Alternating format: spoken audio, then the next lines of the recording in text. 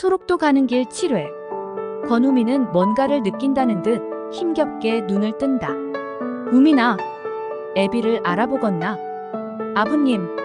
권우미는 힘들게 말을 하면서 아버지의 모습을 바라본다. 그런 아들의 모습이 안쓰럽다는 듯 권노인은 아들의 손을 꼭 잡는다. 뭐야? 힘들게 말을 하지 말거라. 말하지 않아도 네 맘의 비가 다 안다. 아부님, 지송합니다. 사람으로 태어나 사람 노릇도 자식 된 도리도, 그리고 자식을 둔 아비로 아비 노릇은 커녕 자식들에게 죄만 짓습니다. 그거이 어디 내 잘못이드냐? 그런 시잘데기 없는 생각을 하덜 말고 마음 편안히 하거라. 아부님, 지는 참말로 부모님을 잘 만나 문둥이가 되어서도 부모님 보호를 받으며 참으로 잘 살아왔습니다. 부모님 가슴에 대못을 박아드리고 지만 호강하고 살다 갑니다. 아부님, 지가 죽음은 땅에 묻지 말고 이 썩어버린 문둥이 몸뚱어리를 불에 태워주소. 그라고 죄를 우리 순영이 간 곳을 향해서 뿌려주소. 권영감은 말없이 아들의 말을 듣는다. 우리 순영이 너무 보고 잡습니다. 그라고 생각만으로도 살이 썩고 뼈가 녹아드는 이 문둥병의 고통보다 더한 아픔이 온몸을 마디마디 세포마다 녹아들게 합니다.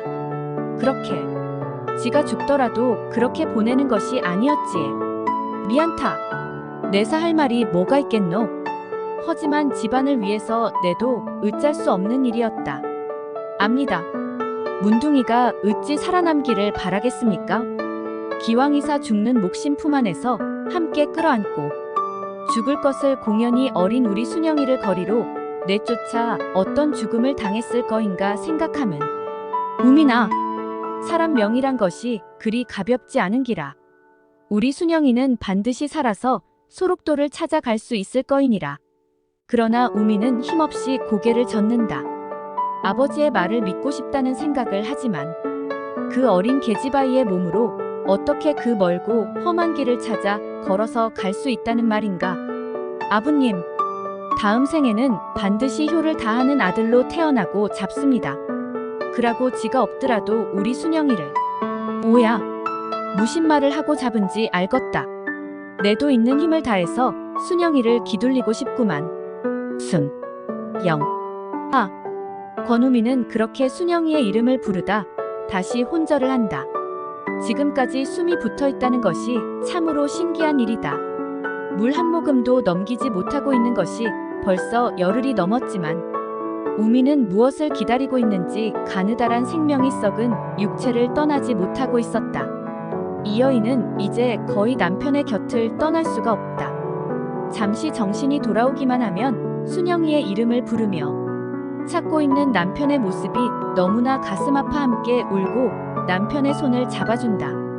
동우가 배여, 내 말을 들을 수 있으면 좋겠소. 지발 당신의 혼백이라도 우리 순영이를 찾아 순영이를 돌봐주었으면 쓰겄소. 그 어린 거이 어디에서 길을 잃고 헤매고 있는 거이나 아닌가. 굶어 죽어 짐승들의 밥이 되어버린 거이나 아닌가 살펴주이소. 우미는 아내의 말이 들린다는 듯이 힘없이 눈을 뜬다. 동우검에, 미안타. 내사 당신 보기가 정말로 미안타. 그런 말씀하지 마소. 동우검에여, 내를 남편이라고 떠나지 않고 자식들을 낳아 키우며 살아주어서 고맙다. 우리 순, 영희를 사랑했다고, 정말로 사랑했다고 전해 주소. 야, 그리하겠습니다. 우미는 더 이상 아무런 말도 하지 않고 눈을 감는다. 숨이 가쁜지 가끔씩 힘겹게 몰아쉬는 숨소리도 점점 희미해져 간다. 가끔씩 헛소리처럼 순영의 이름만을 부르며 며칠을 그렇게 사경을 헤맨다. 동욱은 그런 아버지의 모습을 지킨다. 아들로서 아버지의 마지막 임종을 지켜야 한다는 의무와 책임감이 어깨를 무겁게 짓누르고 있지만 아버지의 고통스러운 마지막 모습이 너무나 가슴을 아프게 하고 있다. 또 우기역. 아, 마지막 온 힘을 다 모아서 힘겹게 눈을 뜨고 아들인 동욱을 바라본다. 아버지, 우리 순, 영희, 잊지 마. 야, 어떻게 순영이를 잊을 수 있겠습니까? 반드시 순영이를 찾겠습니다. 불, 쌍, 한, 내세, 끼. 우미는 그렇게 몇 차례 더 헛소리 비슷하게 순영의 이름을 부른다. 우민이 그렇게 고생을 하며 버티다 영원히 눈을 감은 것이 6월의 마지막 날이었다. 동욱은 아버지의 죽음을 아프디 아픈 마음으로 받아들인다. 일생을 당신의 방 한 칸에서 세상과 등지며 온갖 고통을 당하면서 문둥병과 싸우며 살아오신 아버지의 일생이 참으로 허망하고도 가슴을 아프게 한다. 마지막 순간에도 그렇게 집을 떠나보내야 했던 딸에 대한 아픈 마음을 삭히지 못하고 한으로 안고 가신 아버지의 심정이 동욱을 더욱 아프게 하고 있는 것이었다. 동욱은 소리 없는 눈물을 흘린다. 이 여인 역시 남편의 죽음 앞에서 소리 없는 오열을 삼킨다. 이미 아버지의 죽음을 받아들인 할아버지께서는 단 한마디의 곡성도 흘러나가는 것을 허락하지 않으신다는 엄명을 내려놓으신 것이다. 권노인은 아들의 죽음을 주변 사람들에게 알리지 않고 조용하게 준비한다.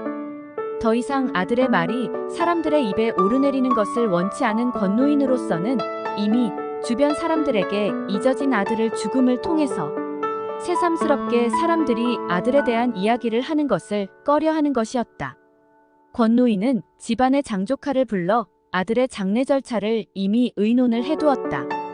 이미 숨이 끊어진 시신을 더 이상 집안에 둔다는 것은 아무런 의미도 없고 남들에게 알리지 않을 장례를 시간을 끌 필요도 없는 것이다.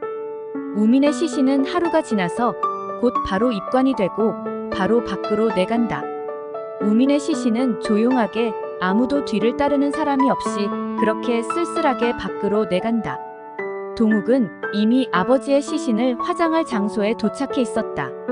그러나 이 여인과 작은 딸인 순미는 집안에서 나오지 못하도록 권노인의 엄명을 받아 움직일 수가 없다. 아무도 지켜보는 사람이 없는 쓸쓸한 화장이다. 오직 동욱과 권노인만이 지켜보는 가운데 권우민의 일생은 그렇게 한 줌의 재로 변해버린다. 화장은 그리 오랜 시간이 걸리는 것도 아니었다. 한 줌의 재로 변해버린 아들의 유해를 권노인은 동욱과 둘이서 산으로 올라가 멀리 훨훨 뿌린다.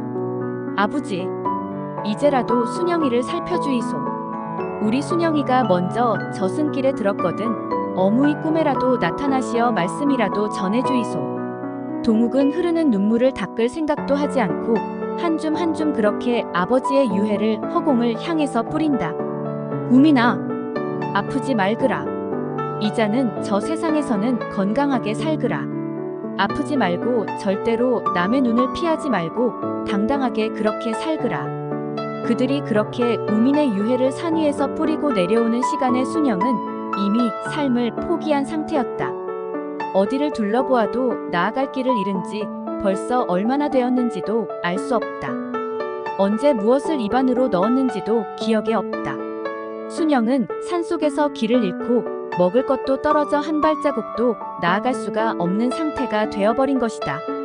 짐승들조차 순영의 곁으로는 다가오지 않는다.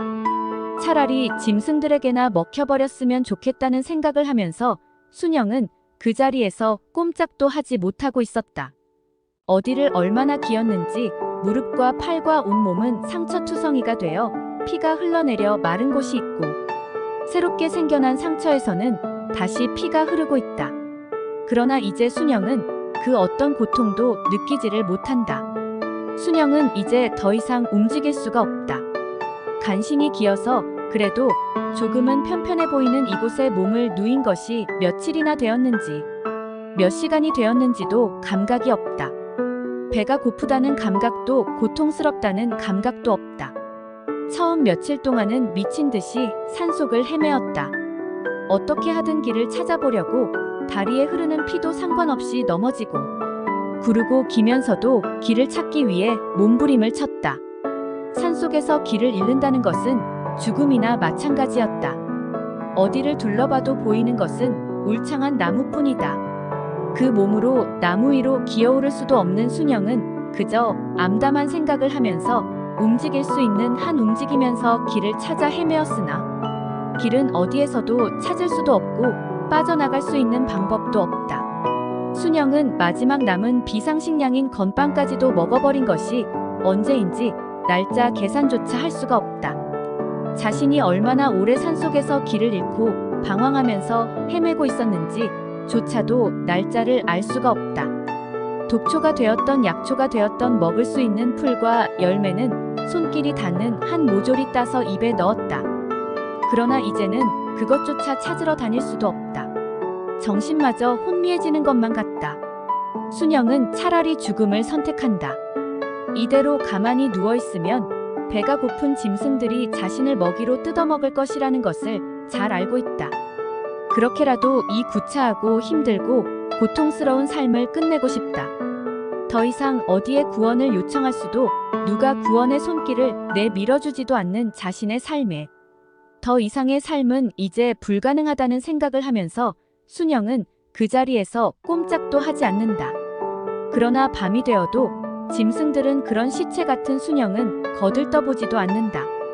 느그덜도 문둥이의 몸뚱어리는 맛이 없어 그러나 아니면 내를 먹으면 니그들에게 문둥병이 옮아갈까 봐서 그러는 거이가.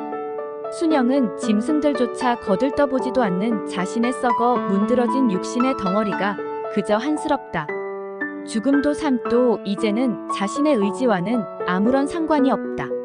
순영은 그저 잠시 정신을 잃고 다시 깨어나곤 한다. 또다시 아침이 되어 순영은 정신이 되돌아온다.